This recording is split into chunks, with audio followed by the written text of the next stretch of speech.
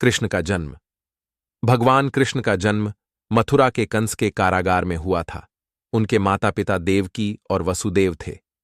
कृष्ण के जन्म के समय कंस ने देवकी और वसुदेव को कारागार में बंद कर रखा था, क्योंकि उसे भविष्यवाणी से पता चला था कि देवकी का 8वां पुत्र उसे मारेगा। कृष्ण के जन्म के तुरंत बाद वसुदेव उन्हें लेकर यमुना पार कर गोकुल के नंद बाबा और यशोदा के घर पहुंचे। वहां कृष्ण का पालन पोषण हुआ। ये कहानी हमें बताती है कि कैसे विपरीत परिस्थितियों में भी महान आत्माओं का जन्म होता है। पूतना वध। जब कृष्ण छोटे थे तब कंस ने उन्हें मारने के लिए पूतना नाम की राक्षसी को भेजा। पूतना ने एक सुंदर महिला का रूप धारण किया और कृष्ण को विषैले दूध पिलाने की कोशिश की, लेकिन कृष्ण ने पूतना का अंत कर दिया और गांव के लोगों को भय से मुक्त कर दिया।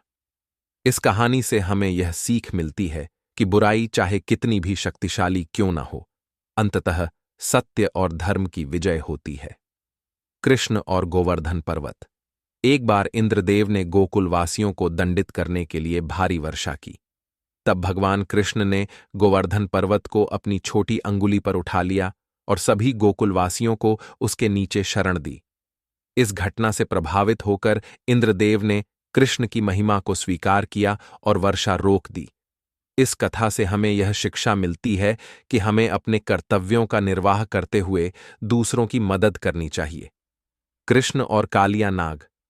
एक दिन यमुना नदी में खेलते समय कृष्ण ने देखा कि वहां का जल विषैला हो गया है, क्योंकि वहां कालिया नाम का एक विषैला नाग रहता था। कृष्ण ने कालिया नाग से लड़ाई की और उसे पराजित कर यमुना को फिर से साफ कर दिया। इस घटना से यह शिक्षा मिलती है कि हमें बुराई से डरना नहीं चाहिए और उसके खिलाफ संघर्ष करना चाहिए। रासलीला। भगवान कृष्ण की रासलीला वृंदावन की गोपियों के साथ बहुत प्रसिद्ध है। कृष्ण अपनी बांसुरी की मधुर ध्वनि से गोपियों को आकर्षित करते थे और उनके साथ रासलीला करते थे। यह लीला प्रेम, भक्ति और समर्पण का प्रतीक है। इस कथा से हमें यह सीख मिलती है कि भगवान के प्रति सच्ची भक्ति और प्रेम ही हमें उनके निकट ला सकता है। कृष्ण और सुदामा। सुदामा, जो कि कृष्ण के बचपन के मित्र थे, एक दिन उनसे मिलने द्वारका आए। सुदामा बहुत गरीब थे, लेकिन कृष्ण ने उन्हें राजसी सम्मान दिया और उनकी गरीबी को दूर कर दिया।